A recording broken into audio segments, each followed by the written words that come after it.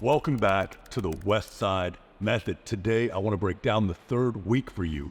But first, here's where we've been so far. Week 1, I came in, I got my testing done. I established my baselines within the gym. I started to get into a routine. And then in the last video, I broke down my training and showed you what happened on the first combo dynamic effort day. If you missed the episode, you should watch it, but I can summarize it in a single word: death. I got destroyed in that workout. I didn't finish. I didn't make it to the end. We came in with the hope of testing to see where I was at in comparison to the gold standard at Westside, which is 3,000 pounds of total work per minute over the entire workout. I didn't end up with a number because I didn't finish the workout, and it was a rough day. Since then, I had my other main workouts of the week, which are my heavy upper body day and my heavy lower body day, both of which are fairly quick paced, although easier for me to handle than the total body dynamic day, which is an extreme pace. Now, that being said, the third week that I've just completed before sitting down to talk with you, things are going better. I'm feeling fitter. My cardio is feeling better. My strength is starting to climb. I'm noticing a lot of improvements, and I credit a lot of those to the work that's happening so far. But there are a few main things that I feel are contributing to that most drastically. Number one, when I came to Westside originally in 2011, and when I was competing as a professional strongman, and even my training on my own, I trained pretty heavy, and I train a lot of different movements. But the movements in the rotation here now are even more unique. For example, one of the movements that has been destroying me is the isometric sumo deadlift. So to do this, you would set up the pins in a power rack at about mid-shin, but instead of putting the bar on top of the pins, you put it underneath. And for the reps, you would pull up into the pins, so you're pulling as hard as you can, and we're doing 5 sets of 5 reps, where you hold that maximum pressure for 5 seconds.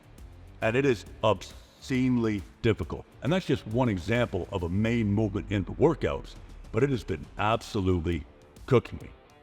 The other 2 big factors that I feel are so responsible for feeling more fit, for feeling stronger, for performing better, is the pace and the density of the workouts. So pace generally refers to how much rest you're taking between exercises or between sets of exercises. And the less rest you take, the faster your pace in a workout is. Now, density is similar to pace, but it's the amount of total work you're doing in a certain amount of time. So with the idea of 3,000 pounds per minute of work, that would be significantly more dense in terms of workload than 2,000 pounds per minute. And 4,000 pounds per minute, which some of the top athletes here are hitting in their toughest workouts, is unbelievable amounts of density. But those things together are why I feel that I'm starting to see these results, and that I'm starting to see hints that all of this program and all of this effort, combined with everything I'm doing in the gym, not only my combination dynamic effort day, but my 2 other main workouts, which are the heavy lower body and the heavy upper body. And essentially those follow the standard Westside system. You have a main movement that you hammer as hard and as heavy as possible. And then you go into a series of accessory movements where you target your weakest links. So for example, say I'm doing a sumo deadlift or even an isometric sumo deadlift as my main movement. I then move into the type of exercise that would target my biggest weakness. For me personally, that's often lower back. So I might be doing a good morning.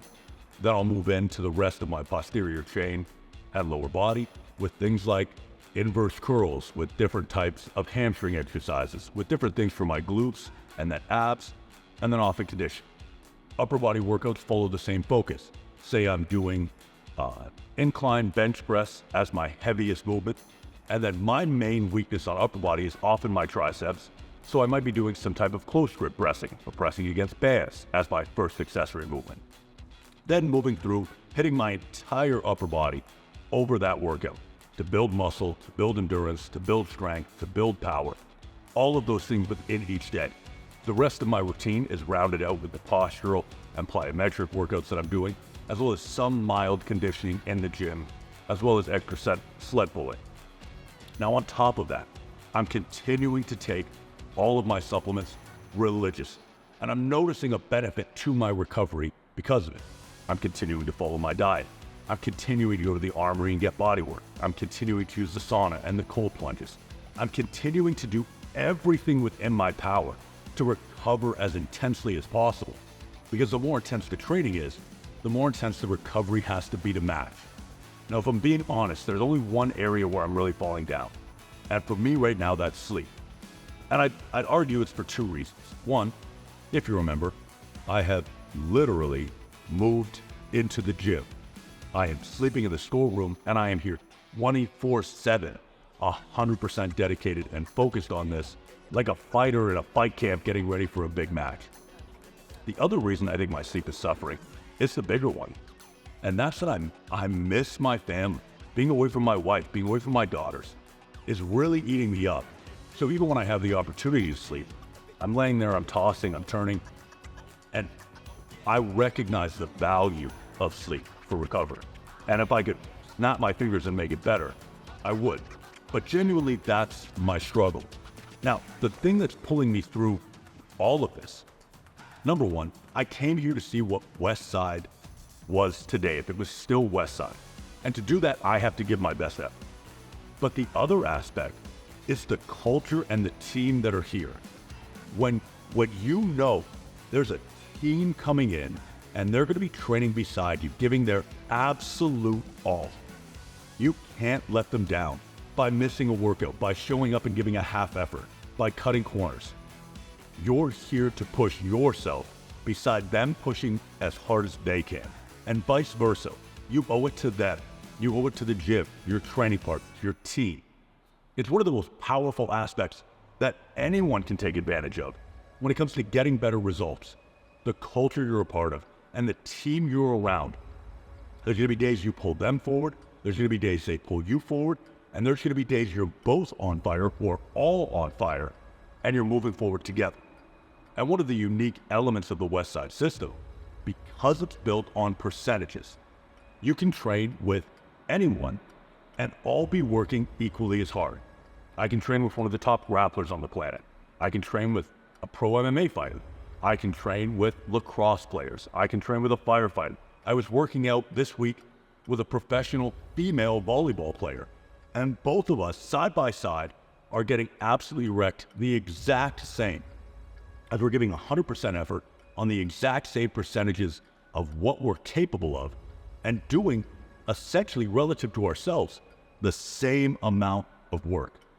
So knowing that I'm working just as hard as the person next to me, that they're working just as hard as me, that everyone in here is giving their all to the exact same level of difficulty, I can't let myself down, I can't let this place down, and I can't let the team down.